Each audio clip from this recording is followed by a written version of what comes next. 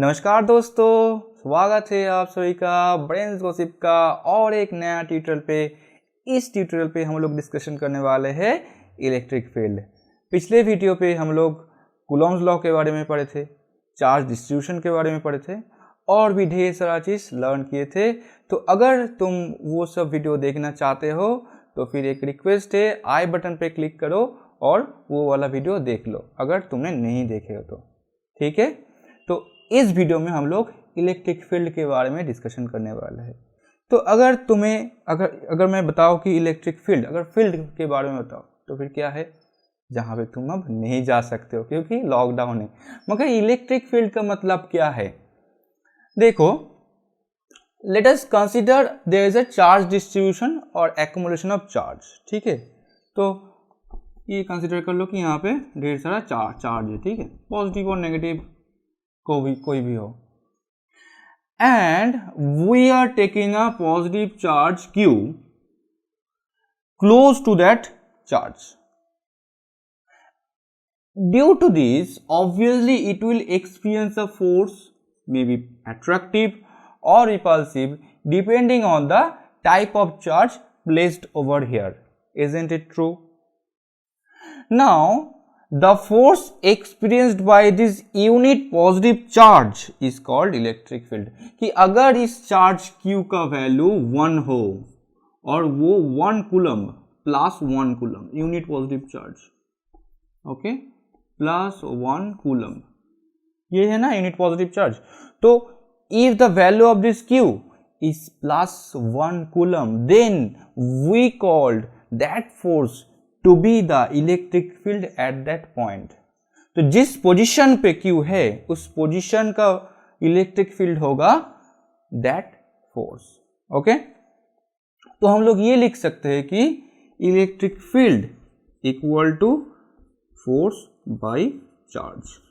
ठीक है, तो ये तो हम लोग लिख ही सकते हैं, force experienced by the unit positive charge is called electric field. तो हम लोग ये देख लेते हैं कि किस तरह से इसका यूनिट होता है और क्या ये वेक्टर है, स्केलर है, क्यों ये वेक्टर है, क्यों ये स्केलर नहीं है, इस सब के बारे में हम लोग डिस्कशन कर लेते हैं। ठीक है, तो फिर चलो, फर्स्ट ऑफ ऑल हम लोग डिस्कशन करेंगे इसका यूनिट के बारे में। क्या होगा इसका यूनिट, यूनिट क्या होना चाहिए। अब यूनिट क्या है,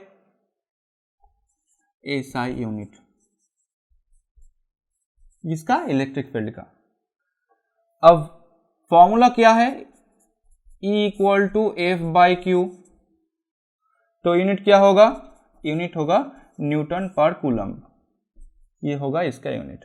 और भी अल्टरनेटिव यूनिट भी है, तो अभी तुम जानो कि इलेक्ट्रिक फील्ड के यूनिट होता है न्यूटन पर कूलम। ठीक है, अब दूसरे बात पे आते हैं, क्या ये स्केलर है और वेक्टर है।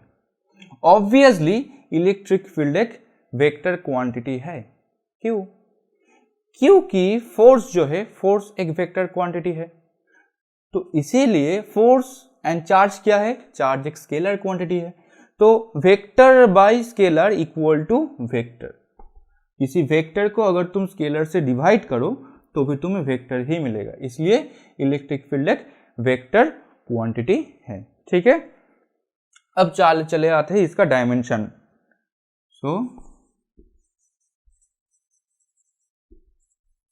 डायमेंशन क्या होगा, देखो, इलेक्ट्रिक फील्ड का डायमेंशन मतलब क्या है, फोर्स बाय चार्ज का डायमेंशन। अब फोर्स का डायमेंशन क्या है, फोर्स का डायमेंशन है mL10⁻²। ठीक है, मास इंटू एक्सेलरेशन, इसलिए फोर्स है। और चार्ज का डायमेंशन क्या है, करंट इंटू टाइम। ठीक है, तो फिर यहाँ पे हम लोग लिख सकते हैं कि मास mL10⁻³ A⁻⁻1 where A is the current. Okay, तो इस तरह से हम लोग डायमेंशन को लिख सकते हैं कि इलेक्ट्रिक फील्ड का डायमेंशन है mL10⁻³ A⁻⁻1। ठीक है, अब हम लोग ये जानेंगे कि electric field intensity due to a point charge. एक पॉइंट चार्ज के लिए हम लोग किस तरह से इलेक्ट्रिक फील्ड को कैलकुलेट कर सकते हैं। ठीक है, तो फिर चलो लिख लेते हैं इलेक्ट्रिक फील्ड इंटेंसिटी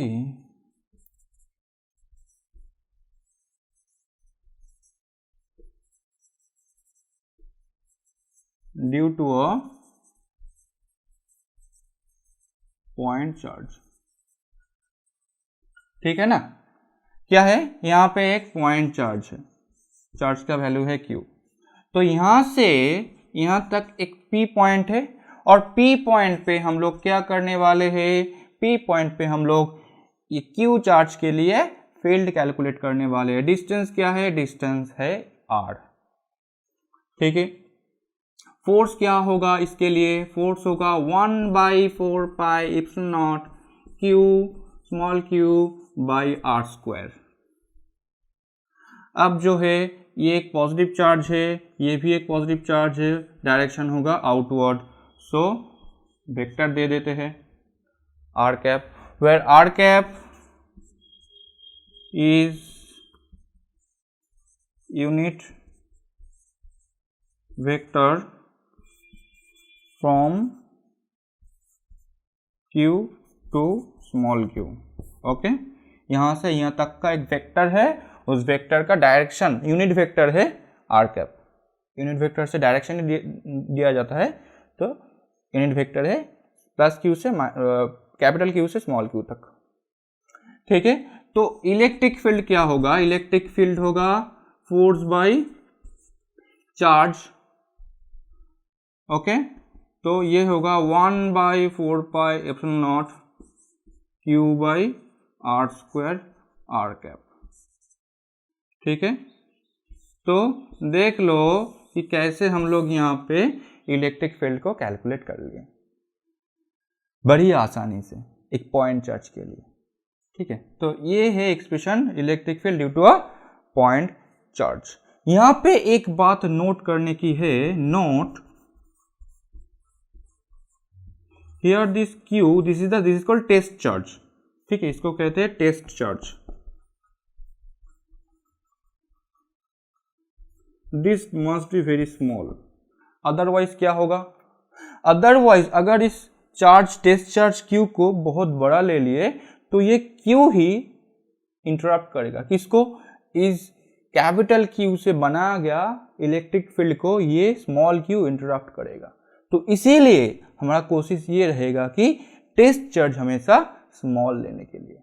ठीक है ना, तो I will take this small q as much low as possible, that is why tending to 0।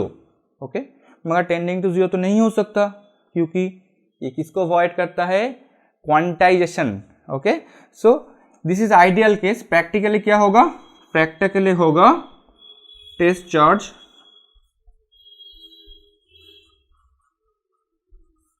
tending to E, where E is the electronic charge. So this is the ideal case. So this is the ideal case, this is the practical case tending to E। बहुत ही छोटा लेना पड़ेगा। ये जो चीज़ है, ये बात किसी बुक में नहीं दिया गया है, ध्यान में रखना। ठीक है, तो चलो हम लोग देख लेते हैं what will be the electric field for a conductor। okay,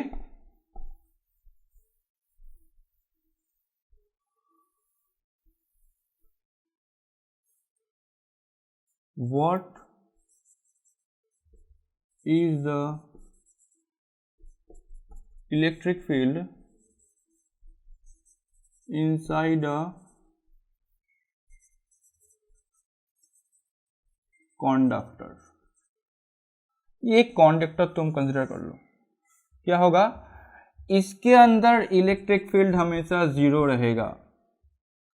क्यों 0 रहेगा, क्योंकि इसके अंदर चार्ज डेंसिटी जो है वो भी हमेशा 0 रहेगा।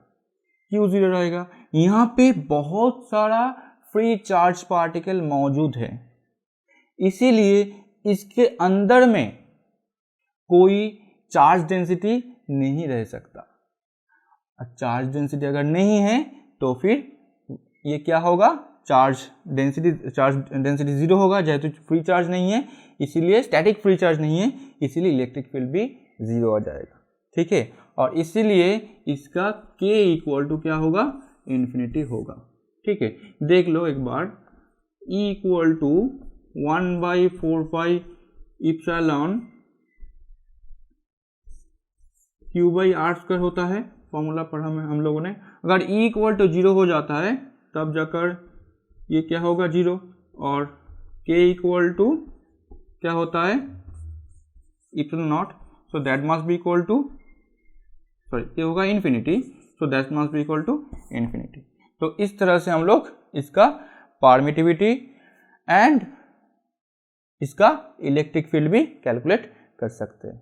तो ठीक है, आज के इस वीडियो में हम लोग इलेक्ट्रिक फील्ड के बारे में डिस्कशन कर लिए, और नेक्स्ट वीडियो में हम लोग डिस्कशन करेंगे इलेक्ट्रिक लाइंस ऑफ फोर्स के बारे में। देखते रहिए वीडियो को और सब्सक्राइब कीजिए चैनल को, बने रहिए हमारे साथ, और दूसरा वीडियो में हम लोग इलेक्ट्रिक लाइंस ऑफ फोर्स के बारे में जान लेंगे। ठीक है, तब तक के लिए bye bye, take care and stay safe.